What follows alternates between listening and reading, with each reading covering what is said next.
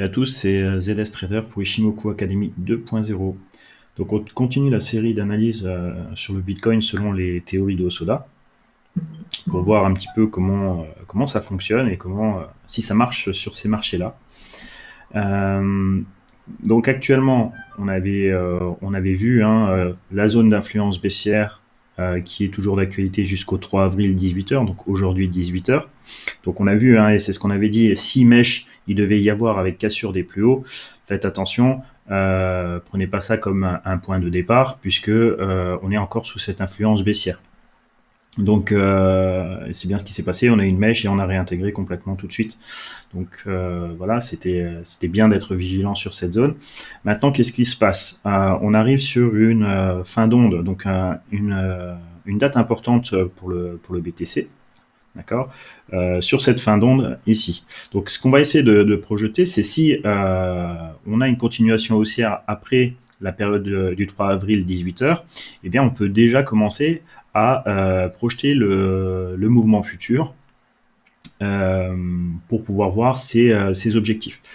Donc là c'est donc potentiel, c'est-à-dire que si on a une cassure des plus hauts après l'influence baissière, possiblement due à cette date importante, d'accord, donc du 3 avril, donc c'est du 3 avril 10h. Donc là, on peut avoir une poussée, une accélération qui nous amène justement à quelque chose qui va pousser les plus hauts et continuer à pousser les plus hauts. Donc, suite à ça, eh bien, voilà ce qu'on peut déjà déterminer. Donc, on peut faire la prévision d'une fluctuation en cours qui nous permet de déterminer des seuils potentiels, d'accord, sur lequel le prix peut venir rechercher. On a pu déterminer ce qu'on appelle les lignes de force qui vont encadrer le prix tout au long de son mouvement pour pouvoir savoir vers quel objectif aller.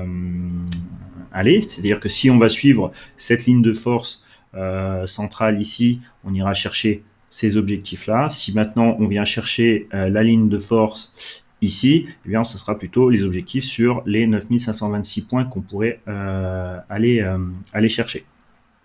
Et éventuellement, si on continue à s'écraser, c'est-à-dire qu'on n'arrive pas à passer les plus hauts et qu'on viendrait s'écraser sur cette ligne de force, eh bien, ce serait la cible à 7286 qu'on pourrait éventuellement envisager.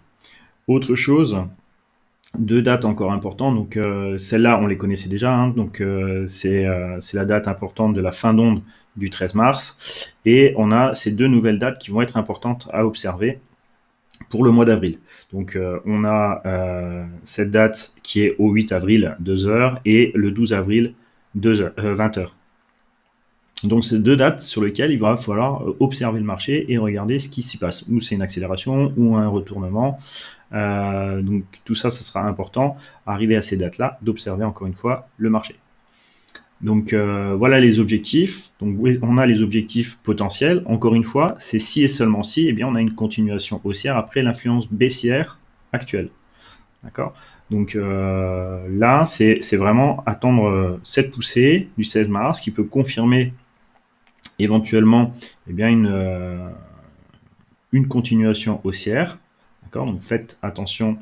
Ici, il faut absolument qu'on fasse des plus hauts après le 3 avril 18h. D'accord. Ça, c'est vraiment la garantie pour continuer le marché à la hausse et ne pas être pris dans ce qu'on nous on appelle une OV2, c'est-à-dire un mouvement potentiellement baissier. Voilà le point sur le BTC.